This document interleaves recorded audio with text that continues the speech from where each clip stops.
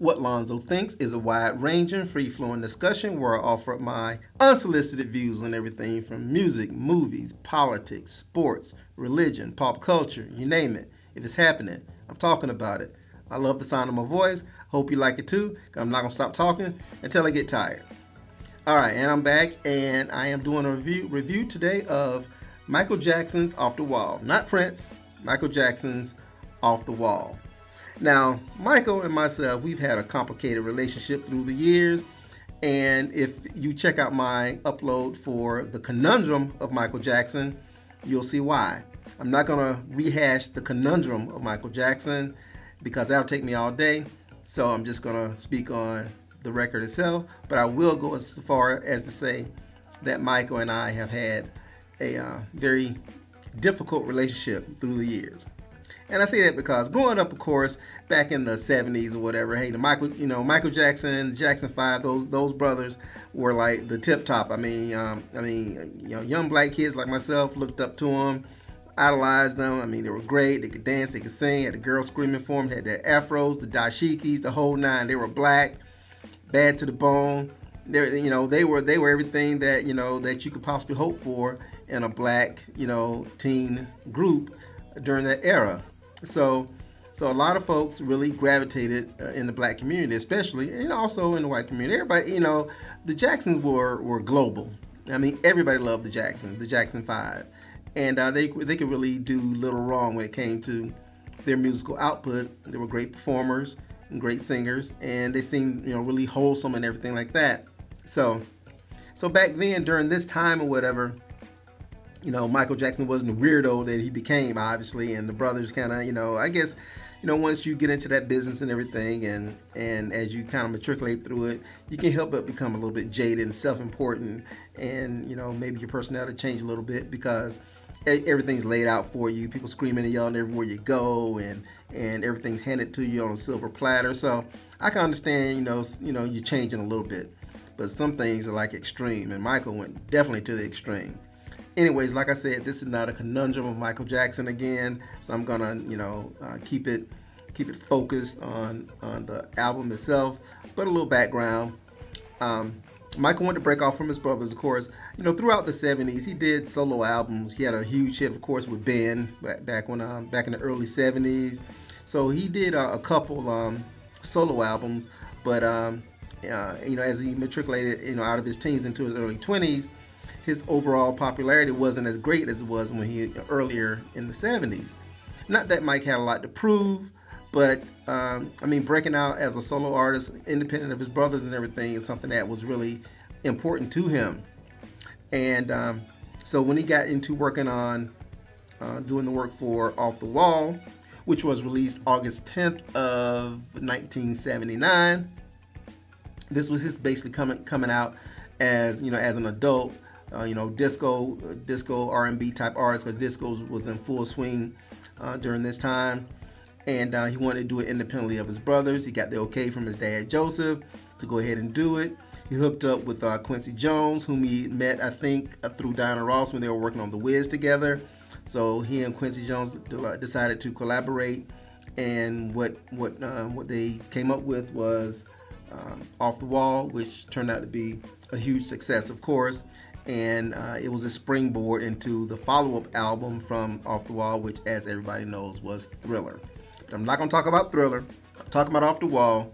So here we go. And as usual, what I'll do is a brief snapshot of each song, just give my quick opinion of each song, and then I'll do an analysis, a little wrap-up at the end on the album itself. Now, I will say this much. Back then, at this time, of course, obviously I'm a huge Prince fan. I was in the throes of my Prince addiction at this time because I started listening to Prince in 1978, June 21st, 1978. So I was all in on Prince. But once again, I was a Michael Jackson fan as well. So when the album came out, my mom bought it. I didn't get it myself or whatever, didn't want it. But my mom bought it, and of course I listened to it, and I listened to it a lot because it was a great record. So it's not that I was anti-Michael, even as my Prince obsession grew and grew at this time. Michael obviously was head and shoulders above Prince at this time because Prince was just starting out, whereas Michael was very well established at that time. So Anyways, the first track is Don't Stop Till You Get Enough. And I remember the first time I heard Don't Stop Till You Get Enough, at first I thought it was a girl that was singing. Secondly, I had no idea it was Michael Jackson. I mean, it's because it was a different sound than anything you heard from Michael before, because obviously he was mostly with his brothers, and their music became more and more saccharine over the years, where they were like straight up pop. They had really no edge to their music, whereas Don't Stop Till You Get Enough definitely had an edge to it, an R&B disco edge to it, and this sucker was a banger. Not no lie whatsoever. It really banged. A great opening single to this album, and it has Quincy Jones's fingerprints all over it. Obviously, back then when I was younger, when it first came out, I had no idea who Quincy Jones was. I remember seeing his name, Sanford and Son, whenever Sanford and Son came on, because he did the Sanford and Son theme. The only thing I really knew about Quincy Jones was that. So anyways, obviously as a kid, who cares about the production side of things? I didn't really care. I just knew that the song was a banger. It was a great disco cut.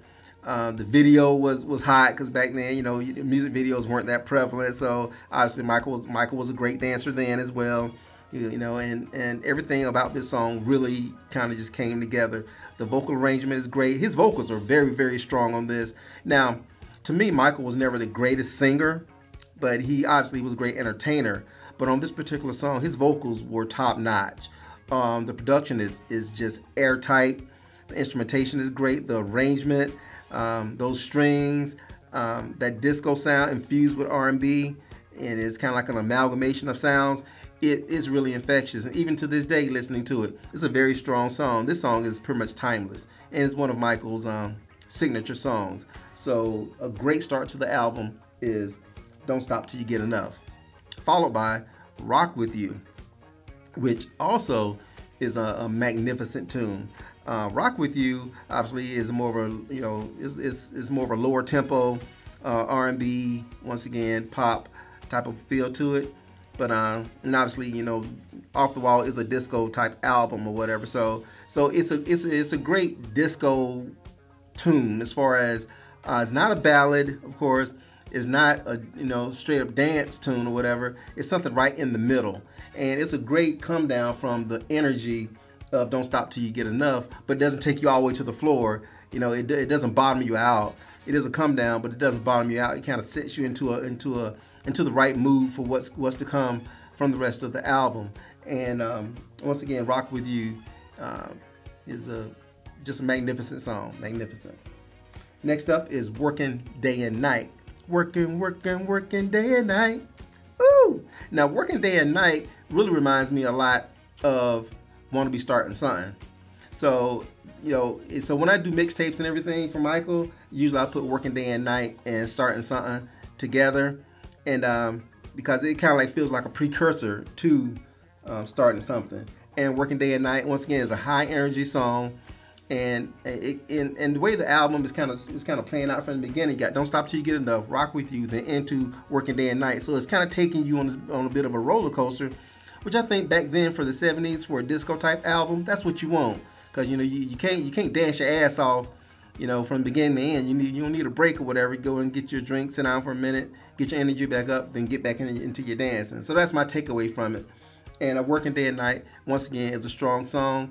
It wasn't released as a single, I don't think. It wasn't a huge hit or anything like that, but it's a good fit for the record, for the album itself. Next up is Get On The Floor, and obviously, it being a disco album, of course, you need a song like Get On The Floor. And nothing special about it. It's kind of nondescript. It's filler, but it's good filler. And I say that a lot about filler songs sometimes, because filler songs are very, very important to an album. So when I say a song is a filler, I don't mean that in a disparaging manner, but it's a song that's not really meant to, it doesn't have the importance of some of the main tracks, but it's a good bridge into the next track. It kind of keeps the album flowing. And that's one thing that Get On The Floor does. It keeps the album flowing. Next up is the title track, Off the Wall, which is, once again, it's probably my favorite song on this particular record. I love the instrumentation. I love the vocals. I love the lyrics. So tonight, gotta leave that 9 to 5 upon the shelf and just enjoy yourself. groove. I always like that. That is a nice lyrical arrangement. And I think Rod Temperton wrote that. Rod Temperton, he also wrote a lot of the songs on Thriller, and he actually was from the group Heatwave. If you remember Heatwave, Boogie Nights, and Groove Line. So this guy was a very talented writer. So he wrote a lot of songs. He contributed some songs to Off the Wall, and I think the title track was one of his contributions. Either way, Off the Wall is a great title track. My favorite song on this record. It's very infectious. You can't help but groove to this song. And once again, listening to it to this day is just as strong. I mean, I listened to it actually just a few minutes before I started this particular upload, and it's still a great song, and I have nothing bad to say about it. Magnificent song. Next up is Girlfriend. I think Girlfriend was written by Stevie Wonder, if I'm not mistaken, or whatever. It has a Stevie Wonder feel to it. It's a saccharine song, really nothing, kind of nondescript. Not saying that I don't like it. It's just not something that, I didn't really just, ooh, I got to hear Girlfriend. If it's on, I'll listen to it, but sometimes I skip it. Nothing wrong with the song. It's a good song, just, it just doesn't move me like everything else has moved me so far in the record. Because right now, we're 6 songs in, so we have Don't Stop Till You Get Enough, Rock With You, Working Day and Night, Get on the Floor, Off the Wall, a magnificent start to this record. Just 5 magnificent tracks. Girlfriend's a little bit of a step down from that, but it does keep it moving. Next up is She's Out of My Life. Now, I'm conflicted when it comes to She's Out of My Life, because obviously it's a ballad. It's a strong ballad. It's an emotional ballad. It's stripped down. It's kind of a nondescript song. It doesn't have a whole lot of body behind it. It's almost acoustic in its feel, and it's an emotional song. And to me, it really doesn't fit the record as a whole. The whole overall aesthetic of it. I think it would have done better on Thriller. Not that doesn't mean it's not a good song. Actually, it's a great song, but it's just so much of a come down to me. And him crying it in doesn't help. And this is the song that I remember the first time I heard it. I'm thinking to myself, even as a young kid, I'm like, Michael, a bitch. I've always been kind of indifferent about She's Out of My Life. It's just too sad for me, especially as a kid listening to it. It was way too sad. And even as an adult, it's not something you can smash your girl to or anything like that. So I guess, obviously if you and your girl break up or whatever, wife or whatever, it's a song you listen to and like, damn, and my life is fucked. But it's Michael being his sappy self. So as you can tell, I'm all over the place when it comes to She's Out of My Life. But it does serve its purpose on this record, I guess. But to me, it really doesn't fit. I don't put it on mixtapes or anything like that. And I listen to it every once in a while or whatever. I don't run from it, but I don't run to it either. So She's Out of My Life. I think Eddie Murphy made fun of him too in Delirious. So I've learned that love's not possession, and I've learned love won't wait, and I learned love means expression, but I learned too late. Michael was a bitch. Alright, let me stop. I don't want to insult this guy. He's gone.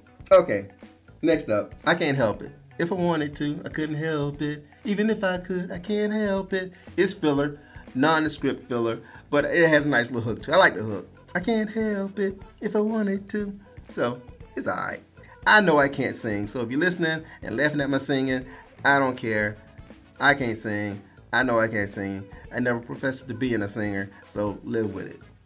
Next up, It's the Falling in Love That's Making Me High. I think Michael wrote this one. It's the Falling in Love. Once again, it's filler, nondescript filler. I've probably listened to this song maybe 10, 15 times in my life. It doesn't move me at all, and if you're going to skip a song, this is the one to skip. Finally, Burn This Disco Out. I'm indifferent about Burn This Disco Out. For one, it's a great close to the record. Open strong, close it strong. You got your stuff in the middle there. So it's a good closeout song. I mean, it's once again, it's nondescript filler. Nothing great about it, but it does have some energy to it. we're gonna dance, we're gonna shout, we're gonna burn this disco out. I mean, the lyrics is kind of dumb or whatever, but you know, it's a dance song and it's a good close to the record, nothing special about it, and you know, that's about it. So that's all I gotta say about Burn This Disco Out. All right, so 10 tracks on this record. Off the Wall, Don't Stop Till You Get Enough, Rock With You, Working Day and Night, Get on the Floor, Off the Wall, Girlfriend, She's Out of My Life, I Can't Help It, It's the Falling in Love, Burn This Disco Out, and Off the Wall is a must-have masterpiece. It is a great album. Actually, it's my favorite Michael Jackson album, not Thriller. I'm not on that bandwagon with everybody else. Off the Wall is my favorite Michael Jackson solo album, and I still listen to it to this day. My kids love it. I got my kids into it. But like I said, I'm always conflicted when it comes to Michael because of my conundrum with Michael. I didn't approve of the later in life Michael. When Michael turned white, I didn't like him as much. And then when he started banging young boys or whatever, doing the nasty shit he was doing with young boys, I really disliked him. So by the time of his death, I had washed my hands and feet of Michael Jackson. I was through with his ass. So I try to look at Off the Wall, you know, in the proper context and the proper concept, because I gotta take myself back to where I was mentally and who I was when this record first came out. And I had no problems with Michael at that time. He was black. He had the afro still. He still had the big nose. He was still black. So he was still one of us. So no qualms about it. And I, you know, once again looked up to him as, you know, obviously someone, you can admire and probably, you know, aspire to be if you were wanting to get into music or whatever. So, and you know, he was a good role model. He was wholesome, clean cut, the whole nine. You know, the suit with the bow tie and the glitter socks and the fancy dancing. So there was nothing back then. There was nothing wrong with Michael. He was just he wasn't eccentric. He wasn't standoffish, and he wasn't, in this glass castle that he wound up in 10 years later or whatever. So in its proper context, Off the Wall is a classic. It's an R&B, soul, disco, pop classic, and you really can't deny that. So I give the man his due. It went platinum 8 times over in the United States. It sold over 20 million units worldwide. So it was a mega blockbuster hit. Quincy Jones once again showed his mettle as a magnificent producer. They worked great together, obviously, because this led into Thriller. So there's really not too much bad to say about Off the Wall. And as I always say, you know, if somebody came from, an alien came from the planet Uranus and said, "Hey, Zoe, what's going on? Tell me something about Michael Jackson. This record, Off the Wall. What should I listen to?" And I would say listen to the title track first of all, Off the Walls. Follow up by Don't Stop Till You Get Enough, Rock With You, Working Day and Night. You know, in that order. And the rest of the stuff, I mean, if you miss it, then that's your problem. But the must-have tracks from this album, I think, are those songs I just mentioned. So it does fit well into the pantheon of all-time great R&B, pop, disco records. So do not skip it. If you've never heard it, where the hell you been? If you're out there and you got young kids, whatever, and you're getting them into music and you have a love for music, this is a good record to kind of turn them on to. Because I feel it's very important. Because I feel it's very important to expose young people to the history of music, and to remind them that music didn't start in 2016 or 2017 or whatever. Because and thankfully my daughter has really taken to all types of music, because growing up, my mom played music from all different genres and all different eras and everything. So I have an appreciation for music from the 60s, 70s, 80s, you name it. And I wanted my kids to have that same type of experience. I want them to feel the same way about music that I felt when I was their age. And thankfully, my daughter, she listens to music. She says she feels like music is timeless, and I think everyone should be that way, because music is timeless. Whether it was a song made in 1960 or a song made in 2018, music is music, and if it's good, it's good. If it's good, it's good. If the arrangement is great, the vocals are great, the lyrics are great. It doesn't matter who's singing it or when it was made. And I think a lot of folks kind of get lost in that and just box themselves into listening to a certain type of music from a certain era or only listening to black music or white music or country music or whatever. Music is music. If it's good, it's good. And Michael, that was one of his gifts. He was able to bring people together through his music. White folks, black folks, you name it. Everybody, really loved Michael's music, and they loved his performances. He drew people in, and he made the world a better place through his music. And I give credit where credit is due. The fact that he became a fucked up individual doesn't diminish the magic of Off the Wall. So I highly recommend that you listen to it, and listen to it objectively, and once again, give the brother his due. So what do you think? I'm off base here. How do you feel about Off the Wall? Do you think it's a masterpiece as well? If you don't, hit me up and let me know. Comment below. Subscribe. Hit me up on Twitter. What Lonzo Thinks. @What Lonzo Thinks. Email me. WhatLonzoThinks@gmail.com. I'm still on Patreon. Smack me up. Flip it. Rub me down. Hit me up with some loot on Patreon. Do your thing. I appreciate your support. I'm getting more and more subscribers, but I need more subscribers, damn it. I want more subscribers. I want more feedback. I want an ocean of feedback. I want to spend all my time digging through emails and comments and everything. I get a lot of comments. I get a lot of emails, and I do appreciate it, but damn it, I'm greedy. I want more. So get off your ass. Subscribe. Damn it. But I insist, okay? I insist that you subscribe and listen and watch for my uploads. I know I don't provide content every day, but when I do provide content, it should be an event that you run to your computer or whatever, or your phone or whatever device that you use. You run to it and you can't wait to hear what the hell I got to say, because I keep it real. It's not scripted. I don't go back and re-edit it. I say it off the cuff, top of my head, my memory. I'm old. I'm not that old. I still got a good memory. So everything's freestyle with me. Free up style. I kick it off the dome. So you got to appreciate that. I'm riffing. So listen, subscribe, comment, show me some love. All right? So what do you think about Michael Jackson, Off the Wall? Tell me what you think. I got to know what you think. I crave finding out what you think. I don't care where you are. Whether you're in America or Bangladesh, Bucharest, Burma. I don't give a fuck where you are. If you feel it, hit me up. Let me know what you think. Okay? I just told your punk ass what Lonzo thinks. Bye.